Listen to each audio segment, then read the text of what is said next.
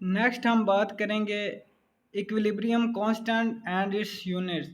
तो हमारे पास equilibrium constant हमने मालूम कर लिया था कि वो हम कैसे निकालते हैं। अब हम इसके यूनिट्स की बात करेंगे। तो हमारे पास ये एक मसावात है जो कि आपके सामने है 2H2O प्लस O2।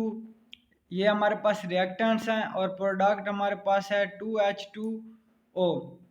तो के सी हमने मालूम किया था, ये बराबर होता है के एफ ओवर के आर।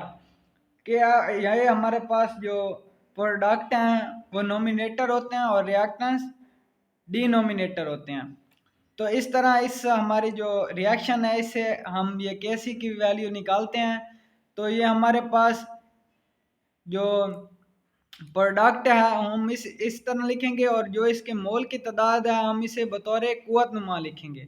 इसी तरह हमारे पास जो रिएक्टेंट्स हैं वो भी हम लिख लेंगे और इसकी जो मोल की तादाद है उसे हम बतौर कुव्वतनुमा लेंगे। तो जो हमारे पास H2O है उसका जो हमारे पास यूनिट है वो है मोल पर डेसीमीटर क्यूब। इसी तरह H2O का मोल पर डेसीमीटर क्यूब और O2 का भी मोल पर डेसीमीटर क्यूब है।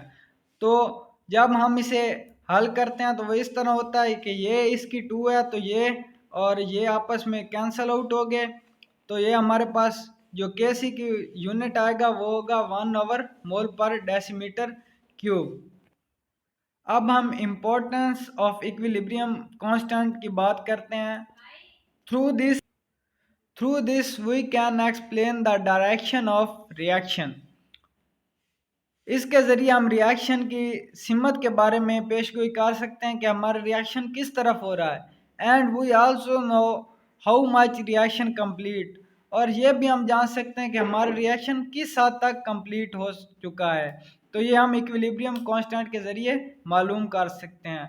अब हमारे पास क्यू सी और के सी के बारे में हम डिफ्रेंशिएट करेंगे कि क्यू सी क्या है और के सी क्या है। आपको मालूम है के सी के बारे में। अब हम बात करते हैं क्यू सी की। तो क्यू सी की बात करने से पहले हम टी की बात करते हैं कि कुछ हमारे पास रिएक्शन होते हैं जिसमें हम साथ में मसलन ये एक वैल्यू है तो हम साथ टी लगा देते हैं। तो ये हम इक्विलिब्रियम को शो नहीं कर रहे होते, इसमें हम ये बता रहे होते हैं कि ये किसी ख़ास वक्त में हमने ये कंसंट्रेशन ली है। तो इसी तरह हम ये जो टी दर्ज करने का मतलब है कि कंसंट्रेशन किसी ख़ास वक्त में मालूम की गई है इक्विलिब्रियम की हालत में। अच्छा, जब हम इन कंसंट्रेशन को इक्विलिब्रियम कांस्टेंट मसावात में दर्ज करते हैं तो हमें जो वैल्यू हासिल होती है इसे रिएक्शन कोशेंट यानी कि क्यू सी कहते हैं। जब हम इसे किसी भी इक्विलिब्रियम कांस्टेंट मसावात में दर्ज करते हैं जो ये हमारे पास वैल्यू होती है इसे हम इक्विलिब्रियम कांस्टेंट मसावात में दर्ज करते हैं और जो हमें वैल्यू मालूम होती है या हासिल होती है उसे हम कहते हैं रिएक्शन का कोशेंट यानी कि क्यू सी। तो इस तरह आपको पता चल गया कि क्यू सी और के सी इक्विलिब्रियम कांस्टेंट है और क्यू सी रिएक्शन कोशेंट है। अब हम इसकी सिमत के बारे में डिस्कस करेंगे कि रिएक्शन हमारा कैसे हम इसकी सिमत के बारे में बता सकते हैं।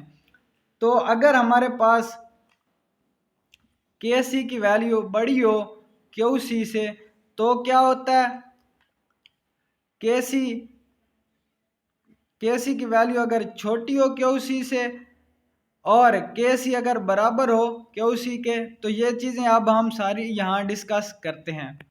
जब के सी की वैल्यू बड़ी होगी तो हमें ये मालूम होगा कि रिएक्शन हमारा आगे की सिमत यानी रिएक्टेंट से प्रोडक्ट की तरफ जा रहा है और आगे की सिमत ये वाक़या हो रहा है और बाएं से दाएं जानिब।